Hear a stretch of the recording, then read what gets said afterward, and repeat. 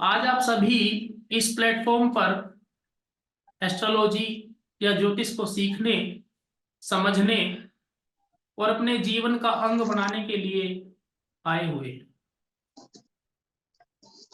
इसके लिए सबसे पहले ज्योतिष के आधार को समझना जरूरी है, ज्योतिष के बेस को समझना जरूरी है। 3 चीजों पर ज्योतिष का आधार टिका हुआ है।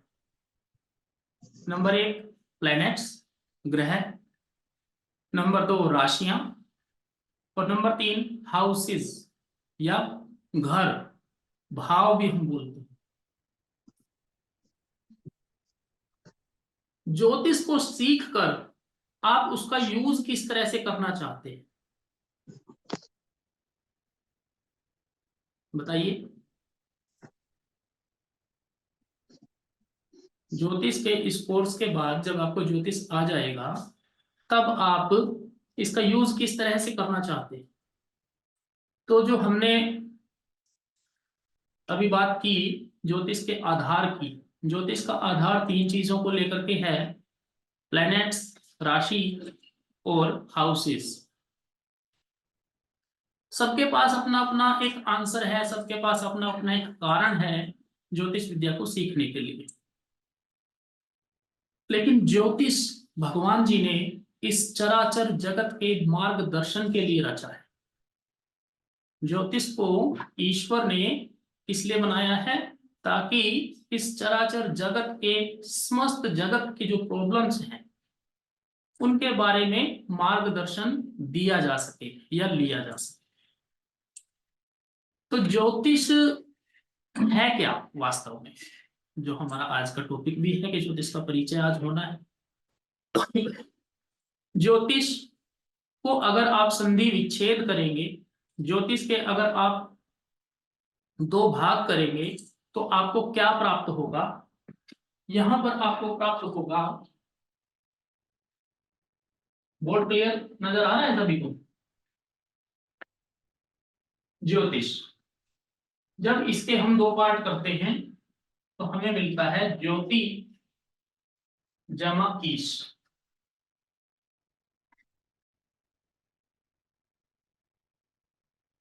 ज्योति जमा ईश, इसका अर्थ ये हुआ, ज्योति का मतलब है प्रकाश।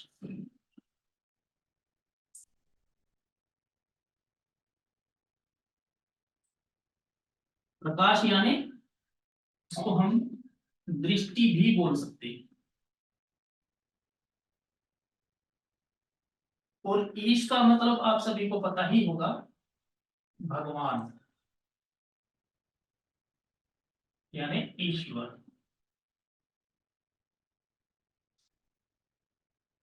तो इस प्रकार ज्योतिष का अर्थ क्या हुआ, तो वह दृष्टि जो भगवान ने हमें दी इस समस्त जगत की घटनाओं को लेकर मार्गदर्शन करने के लिए।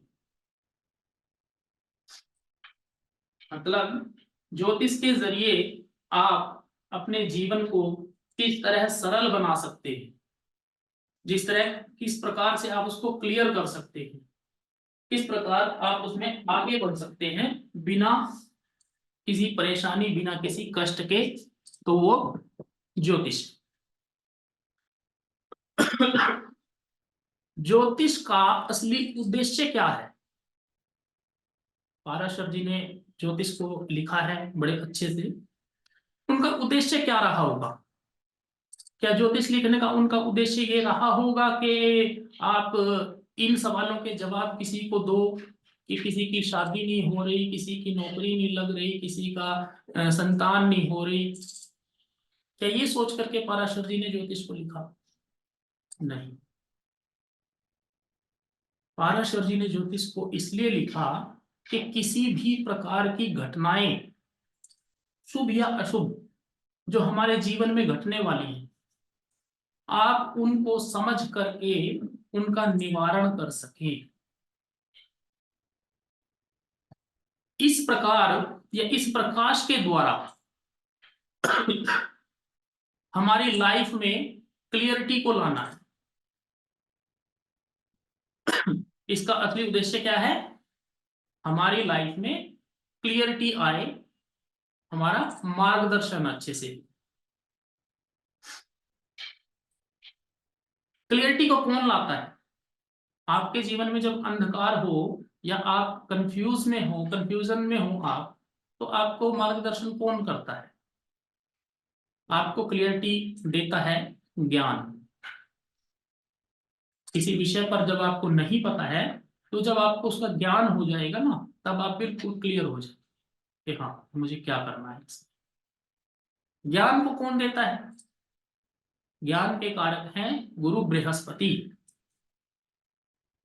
तो गुरु बृहस्पति किस चीज को देने वाले हुए? ज्ञान को। सूर्य क्या है? सूर्य आपकी उत्पत्ति का कारक है। सूर्य आपकी आत्मा का कारक है। सूर्य इस चराचर जगत की उत्पत्ति का कारक है। आप इस पृथ्वी पर क्यों आए हो, आप इस पृथ्वी पर क्या करने आए हो, यह सब कुछ सूर्य ही बताता है आप।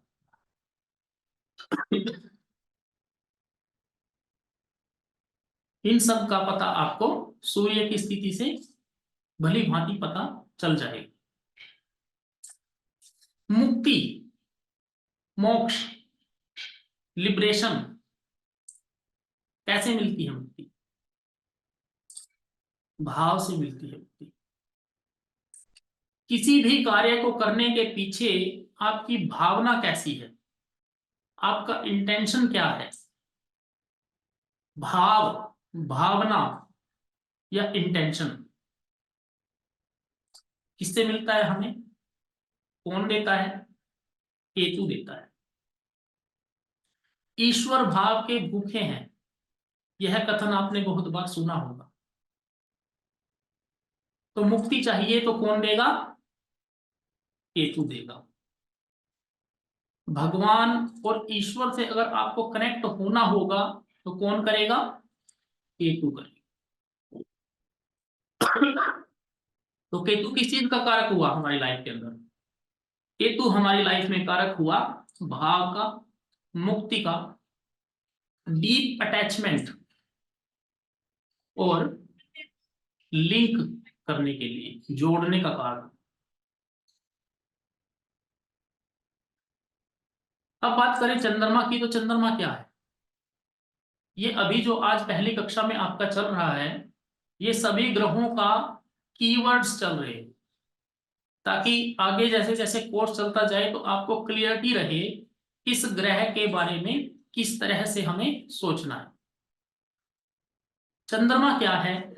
चंद्रमा त्याग का कारक है। चंद्रमा सेक्रीफाइस का कारक है। चंद्रमा मां का कारक है। चंद्रमा धैर्य का कारक है। चंद्रमा पेशेंस का कारक है। चंद्रमा जाने दो का कारक है। किसी चीज को पकड़ करके रखोगे तब आपको मानसिक अशांति होगी, और चंद्रमा यदि आपके अच्छे होंगे तब आप त्याग कर दोगे, तब आप उसको छोड़ दोगे कि जाने दो। जैसे चंद्रमा के अंत में मां आता है, चंद्र मां, वैसे ही चंद्रमा के कारक तत्वों के साथ मां के कारक तत्व साफ साफ नजर आते हैं, बिल्कुल साफ साफ आप देख सकते हैं। मां त्याग की मूर्ति होती है, मां धैर्य की मूर्ति होती है, और मां इमोशंस, भावनाओं की भी मूर्ति। मां से ज्यादा कोई भावुक नहीं, मां से ज्यादा किसी में धैर्य नहीं है, और मां से ज्यादा कोई त्याग नहीं कर सकता। मां हथेली की चीज उतार करके दे सकती है बच्चों। मानसिक पीड़ा क्यों होती है हमें? चंद्रमा मानसिक स्थिति का कारक भी है। मानसिक पीड़ा क्यों होती है? किसी व्यक्ति को मानसिक पीड़ा इसलिए होती है क्योंकि लेट गो या त्याग की भावना की कमी होती है।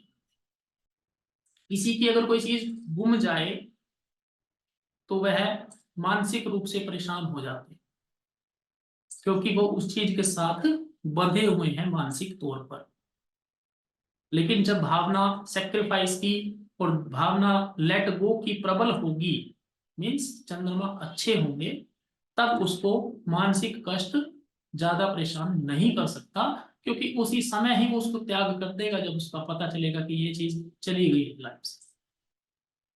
तो क्या कहेगा अपने मन को? चंद्रमा मन का कारक है, क्या कहेगा जाने दो। मंगल क्या चीज है? मंगल ग्रह की इंपॉर्टेंस क्या है? मंगल आपकी पावर है, मंगल आपकी ऊर्जा है, मंगल आपका बल है, मंगल आपकी एनर्जी है। ऊर्जा के कारण हमारी उत्पत्ति होती है। उत्पत्ति कहाँ होती है? इस भौतिक जगत में हम जब आते हैं तो उसे ही हमारी उत्पत्ति कहा गया, हमारा जन्म कहा गया। और भौतिक जगत में आने के बाद क्या होता है? उसी क्षण से ही, उसी पल से ही हमारी इच्छाएं जागृत होना शुरू हो जाती है। इच्छाएं, इच्छाओं का कारक कौन है? इच्छाओं को कौन बढ़ाता है? इच्छाओं का कारक है राहु। जब आपकी इच्छाएं आपके नियंत्रण से बाहर हो जाएंगी, अनकंट्रोलेबल हो जाएंगी, तब क्या होगा? तब आप भ्रमित होंगे, तब आप इनसिक्योर होंगे, तब आपके अंदर एक डर आ जाएगा। भाई आपने इच्छा कर ली कि मुझे एक गाड़ी लेनी है 20 लाख रुपए की, किसी कारण से वो नहीं हो पा रहा है, तब क्या होगा? इनसिक्योरिटी फील होगी ना, कि अब तो मैंने बता दिया घर पे भी, ये लोग क्या कहेंगे अगर नहीं ली। ठीक है, तो राहु किस चीज का कारक हुआ हमारी लाइफ में? इल्यूजन, यानी भ्रम, और इनसिक्योरिटी, और अनकंट्रोलेबल डिजायर्स, और मैटेरियलिस्टिक डिजायर्स, भौतिक इच्छाएं। इस जगत में सब कुछ पा लेने की इच्छाएं राहु है। लेकिन जो इच्छाएं हमारी पूरी पैदा होंगी, जागृत होंगी, वो पूरी किस प्रकार से होंगी? वो पूरी होंगी पैसे से। तो हमारी कुंडली में पैसा कौन सा ग्रह देगा? पैसा देगा शुक्र, वीनस हमें पैसा देगा। इसीलिए शुक्र को पैसे का या वेल्थ का, संपत्ति का कारक, सुख का कारक, कंफर्ट का कारक, ऐश्वर्य का कारक बोला गया है। हमारी सर्वाइवल की जिम्मेदारी किसकी हुई? जो हमें सुख सुविधाएं देगा, किसकी हुई? शुक्र ग्रह की। पैसा या वेल्थ, जिम्मेदारी तो हुई शुक्र की, पर कैसे मिलेगा? पैसा के लिए क्या करना पड़ता है? पैसे के लिए हमें काम करना पड़ता है। तो काम किस ग्रह की कृपा से आप करेंगे? कुंडली में ऐसा कौन सा ग्रह है जो आपको कर्म देगा? कर्म आपको देते हैं शनि, कर्म के कारक। शनिदेव आपके कर्म के कारक हैं। शनिदेव कर्म, काम, वर्क, कुछ भी आप बोल लीजिए, उसके कारक हैं। व्यक्ति को दुख या सुख क्यों होता है? लाइफ में सुख या दुख का कारण क्या है? आपके लिए आपका कर्म फल सुख और दुख है। जब आप किसी कर्म को सफलता पूर्वक कर लेते हैं, उसमें सक्सेस हो जाते हैं, तो वह आपके सुख का कारण बनता है। और वहीं जब आप किसी कार्य में विफल हो जाते हैं, आपको हार का सामना करना पड़ता है, तब आपको दुख होता है। इसीलिए शनि को दुख और पीड़ा का कारक भी कहा है। शनि ने आपको कर्म दे दिया, आप उस कर्म को करेंगे किस प्रकार? जिस कर्म की प्राप्ति आपको हुई है, उस कर्म को करने के लिए आपको क्या चाहिए? उस कर्म को करने के लिए आपको समझ की आवश्यकता है। आपको समझ होनी चाहिए कि आप इस कर्म को कैसे करेंगे। मतलब यह हुआ कि आपको बुद्धि की आवश्यकता है, आपको इंटेलिजेंस की आवश्यकता है, आपको बुद्धिमत्ता चाहिए, तभी आप किसी भी कार्य को स्मार्टली एग्जीक्यूट कर पाएंगे। तो आपको बुद्धि कौन देगा? आपको बुद्धि देगा आपकी कुंडली में विराजमान बुध देवता। तो बुध देवता किस चीज के कारक हुए हमारी कुंडली के अंदर? बुध देवता कारक हुए आपकी सूझबूझ के और आपकी इंटेलिजेंस के। यहां तक किसी का कोई प्रश्न है तो डिस्कस कर सकते हैं, नहीं तो फिर मैं आगे चलूंगा। जी, किसी को कोई प्रश्न करना है यहां तक? आगे चले, चलिए कंटिन्यू करते हैं। ये सभी ग्रह क्या है? सभी ग्रह, सभी ग्रह ईश्वर के भेजे हुए एजेंट्स हैं। आप जो कर्म करते हैं या अपने कर्मों के अनुसार जो आप फल प्राप्त करते हैं, उस फल को आप तक पहुंचाने के लिए भगवान ने इन ग्रहों को नियुक्त किया है। ये सभी ग्रह आपके कर्मों का रिजल्ट, आपके कर्मों का परिणाम आप तक पहुंचाते हैं। तो ग्रह की स्थिति क्लियर हुई होगी कि ग्रह क्या है। ग्रह भगवान जी के भेजे हुए एजेंट्स हैं जो आपके किए गए कर्मों का रिजल्ट आप तक पहुंचाते हैं। लेकिन अब प्रश्न यह है कि ये पहुंचाते किस प्रकार है? अब हमारे सामने सवाल ये खड़ा हो गया कि ग्रह रिजल्ट्स तो हमें पहुंचा देंगे, लेकिन लाएंगे कहां से? तो ग्रहों के पास जो ये परिणाम है, ये घरों से आते हैं। जो हमने आधार में पढ़ा है ना, तीसरा पॉइंट, हाउसेस और घर। हमारी कुंडली में जो घर होते हैं, वहां से ये लोग, ये ग्रह जो है वो परिणाम आप तक पहुंचाते हैं। पॉजिटिव हो या नेगेटिव हो, अच्छा हो या बुरा हो, जो भी हो, इनका कार्य आप तक परिणामों को पहुंचाना है, रिजल्ट्स को पहुंचाना है। भाव क्या है? हाउसेस क्या है? भाव वो भूमि है, भाव वो जगह है जहां आपके कर्मों की खेती होती है। आप जैसे भी कर्म करते हैं, वैसी ही फसल अपने 12 भावों में आप उगाते हैं, वैसी ही फसल आपके 12 घरों में पैदा होती है। जिस ग्रह जिसे ग्रह हम तक पहुंचाते हैं। भाव कितने हैं? भाव 12 हैं। ग्रह कितने हैं? ग्रह 9 है। अब बात आती है, अब बात आती है राशि की। राशि क्या है? भावों और घरों को पहचान देने का काम राशियां करती हैं। भावों और घरों को पहचान देने का काम कौन करता है? राशियां करती हैं।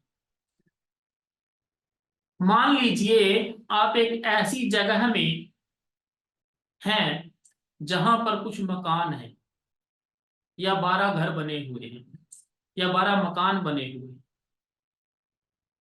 अब आपको बोला जाए कि आप उस घर में चले जाइए, तो क्या आप जा सकते हैं? नहीं जा सकते, क्योंकि उस घर, इस शब्द का कोई मायना ही नहीं। यह शब्द तो उन 12 के 12 घरों में से किसी पर भी अप्लाई किया जा सकता है। इसीलिए इन घरों को एक एक नंबर अगर दे दिया जाए, 1 से 12 तक 12 घर हैं, सभी को एक एक नंबर अगर दे दिया जाए, और अब आपको बोला जाए कि आप 7वें घर में चले जाइए, तो आप बहुत आसानी से चले जाएंगे। आपको बोला जाए आप 11वें घर में चले जाइए, तो बहुत इजीली आप चले जाएंगे। आप बहुत अच्छे से समझ भी पाएंगे और पहुंच भी जाएंगे उस घर में जिस घर का नंबर आपको बताया है। बस यही कार्य है राशि। 12 राशियां हैं, 12 घर हैं, सभी घरों को एक एक राशि का नंबर दिया गया है। राशि का नंबर आपके जन्म समय के आधार पर बांटा जाता है, किस घर को कौन सा नंबर मिलेगा। किसी को इस विषय पर डिस्कशन कुछ करना है तो अनम्यूट करके डिस्कशन कर सकते हैं, नहीं तो फिर मैं आगे की तरफ बढ़ता हूँ। किसी को कुछ पूछना है तो अनम्यूट करके डिस्कशन कर सकते हैं, या फिर मैसेज डाल दीजिए, मैं कंटिन्यू कर लेता हूँ। हाँ नहीं सर, आपने बहुत ही आसान तरीके से समझाया जी सर। और बहुत ही आसान, मतलब बहुत ही सरल लगा। तो जी सर। बहुत बहुत धन्यवाद सर, बहुत अच्छा लग रहा है क्लास। जी सर। जी सर, जो 3 आधारों की बात की है ज्योतिष के या कुंडली के, उनको समझते हैं हम। इसमें ग्रह, भाव और राशि,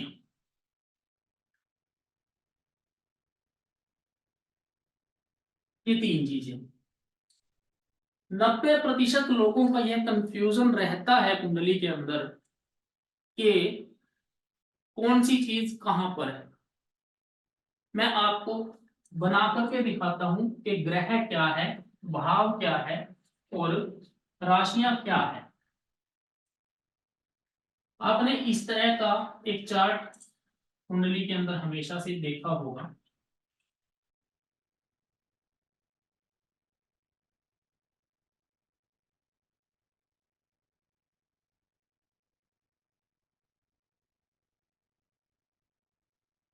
ये 12 है, 1 2 3 4 5 6 7 8 9 10 11 और 12। ये 12 भाव हैं, इनको घर भी बोलते हैं और इंग्लिश में इनको हाउसेज भी बोलते हैं। इनका कार्य क्या है वो हम आगे की क्लासेस में करेंगे। अभी सिर्फ हमें तीनों को समझना है कि तीनों दिखते कैसे हैं। ये भाव है, इनके अंदर ना कोई नाम लिखा हुआ होता है ना कोई नंबर लिखा हुआ होता है, ये सिर्फ भाव इस तरह खाली। इनके अंदर जो नंबर आएंगे वो नंबर राशियों के आते हैं। राशियां मैंने आपको बताई 12 है।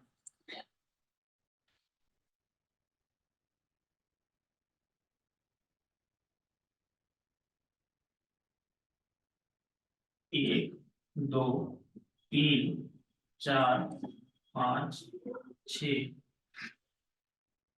7, 8, 9, 10, 11, 12। पहली राशि का नाम है मेष, दूसरी राशि का नाम है वृषभ, तीसरी राशि का नाम है मिथुन, चौथी राशि का नाम है कर्क। पांचवी राशि का नाम है सिंह। छठी राशि का नाम है कन्या। सातवीं राशि का नाम है तुला। आठवीं राशि का नाम है वृश्चिक।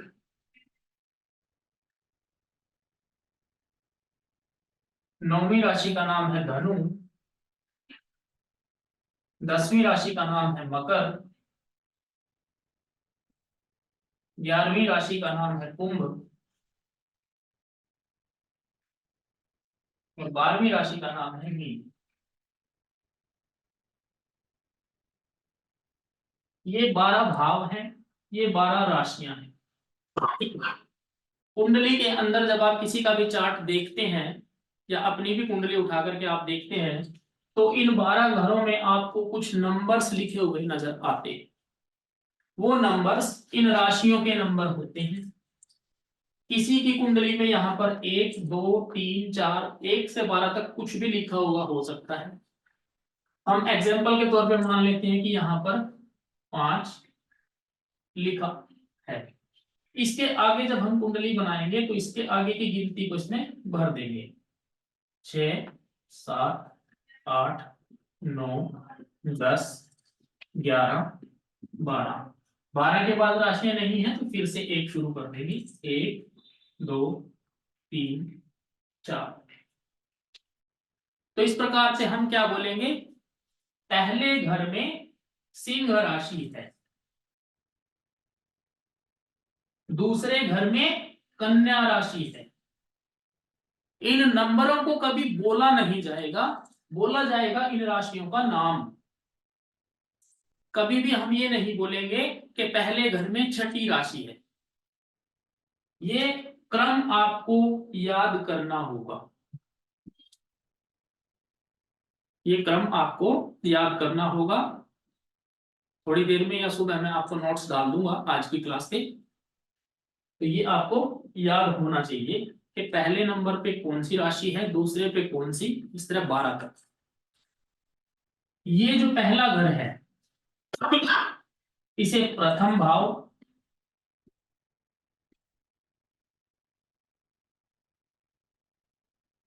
लग्न और काफी सारे हैं, ये दो नाम अभी आप ध्यान रखिए। इसको लग्न बोलते हैं और प्रथम भाव बोलते हैं। यहाँ पर जो राशि या ये नंबर लिखा होगा तो इस नंबर की जो राशि होगी वो हमें बोलना है। किस प्रकार से बोलेंगे, लग्न भाव में सिंह राशि, या यह व्यक्ति सिंह लग्न का है, या पहले भाव में सिंह राशि है। किसी भी प्रकार से आप बोल सकते हैं। ऐसा नहीं बोलेंगे कि पहले भाव में पांचवी राशि, वो गलत हो जाएगी। ये आपको क्लियर हुआ होगा।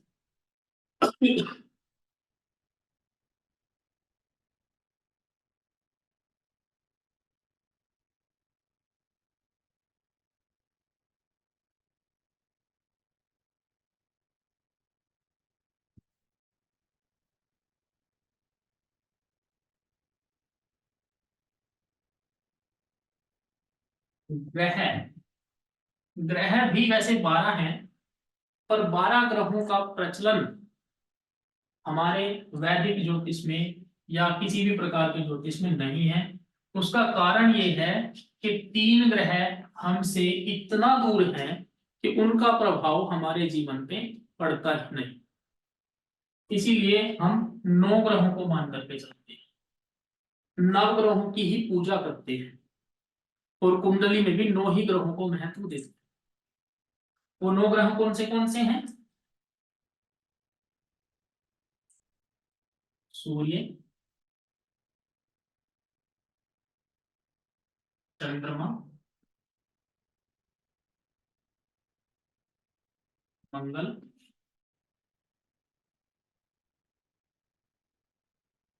बुध,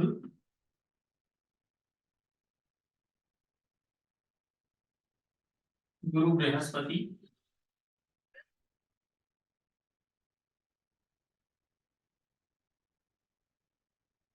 शुक्र, शनि, राहु, और केतु।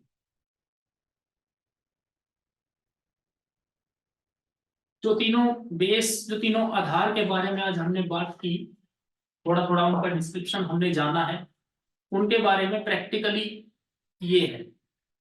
उन तीनों का कुंडली में कहाँ प्रयोग, उन तीनों का प्रयोग यही है, जो खाने बने हुए होंगे कुंडली के अंदर, उनको हाउसेस बोलेंगे, घर बोलेंगे, भाव बोलेंगे, कुछ भी आप कह सकते हैं।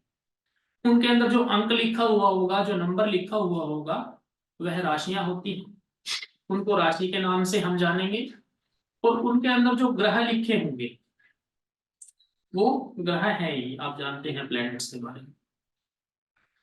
आने वाली कक्षाओं में हम गहराई के साथ इनका अध्ययन करेंगे, बारी बारी से।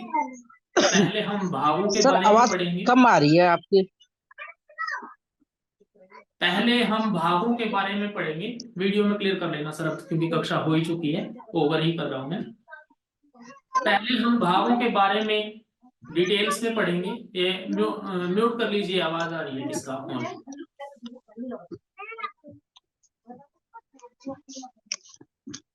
म्यूट कर लीजिए, किसकी आवाज आ रही है?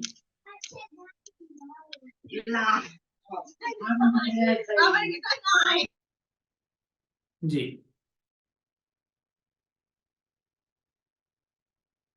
आगे की क्लासेस के अंदर हम इन तीनों ग्रह, भाव और राशियों के बारे में गहराई के साथ अध्ययन करेंगे। सबसे पहले हम भावों के बारे में पढ़ना शुरू करेंगे, क्योंकि भावों के अंदर आपको क्या क्या चीजों की प्राप्ति होती है, यह आपको पता चलेगा। फिर राशियों के बारे में पढ़ेंगे और फिर ग्रहों के बारे में पढ़ेंगे। ठीक है, आज की क्लास इतनी ही है। आज के लिए हम ओवर करते हैं। किसी को कुछ पूछना है, कोई क्वेश्चन है तो वो कर सकते हैं।